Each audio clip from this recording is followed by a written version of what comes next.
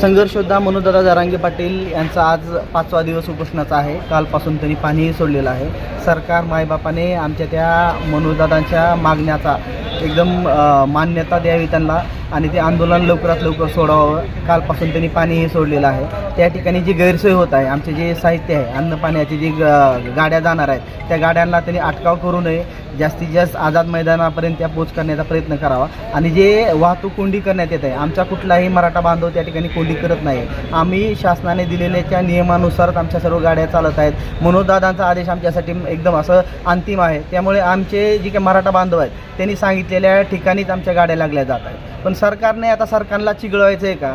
या ठिकाणी काय करायचं आहे? सरकारच आमच्यामध्ये काही माणसं पाठवून काही ठिकाणी गाड्या अडवण्याचा प्रयत्न करत आहे। आम्ही मनोजदादांच्या आदेशानुसार नियमानुसार त्या ठिकाणी आंदोलन करतोय, पण आमच्या आंदोलनाची दखल नाही घेतल्यास, मनोजदादाच्या तब्येतीला काय झाल्यास या ठिकाणी आम्ही धाराशिवकर या ठिकाणी मोठ्या प्रमाणात तीव्र असं आंदोलन करू। आम्हाला सांगण्यात आलेलं आहे की गमजे घातलेल्या सर्वांना उचलण्यात येईल। महाराष्ट्रामध्ये जर भगवा गमजा घालायचा नाही तर काय घालायचं? कुठला घालायचा मग? नेमकं UP बिहारसारखा काय नवीन प्रकार आणायचा का? गमजे घालायला अडवणूक करणं म्हणजे ही आमची गळचीप आहे। आम्ही काय घालायचं काय नाही घालायचं हा आमचा वैयक्तिक प्रश्न आहे। त्याच्यावर सरकारने काही बोलू नये। हे आमचं स्वातंत्र्य आहे, ते अबाधित ठेवावं। जर मनोजदादाचं आंदोलन लवकरात लवकर सुटलं नाही तर आम्ही धाराशिव जिल्ह्यामध्ये तीव्र आंदोलन करू। आम्ही शैक्षणिक बंद करणार आहोत। आम्ही जिल्हा बंदची हाक देत आहोत।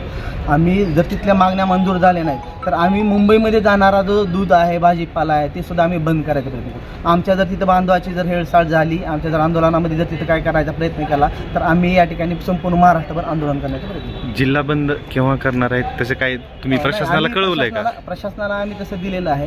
काही आम्ही आवाहन करतो की सरकारने सर्व लोकांनी आमच्या या बंदमध्ये आम्ही पुकारू, एक ठराविक तारीख येईल, त्याच्यानंतर आम्ही ते डिक्लेअर करू। कारण काय की आम्हाला लोकांची गैरसोय ही महत्त्वाची नाही, पण त्या आंदोलनाकडे त्याच्यानंतर आता जिल्ह्यामध्ये जे काही शासकीय राजकीय पक्षाचे जे कार्यक्रम आहेत तर या जिल्ह्यामध्ये जोपर्यंत मराठ्यांचा आरक्षणाचा प्रश्न मिटत नाही, आम्ही आवर्जून सांगतो की जोपर्यंत मराठा आरक्षणाचा प्रश्न मिटत नाही तोपर्यंत या जिल्ह्यामध्ये, धाराशिव जिल्ह्यामध्ये एकाही राजकीय पक्षाचा कुठलाही कार्यक्रम मराठा समाज करू देणार नाही। जर होत असेल तर तो उधळून देण्यात येईल।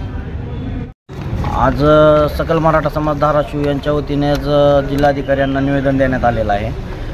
मुंबईमध्ये जे मराठा बांधवांवर होणारा अन्याय हे बघितलं तर तुम्ही न्यूजवाल्यांना काही न्यूजवाले विरोधात बातमी देत आहेत।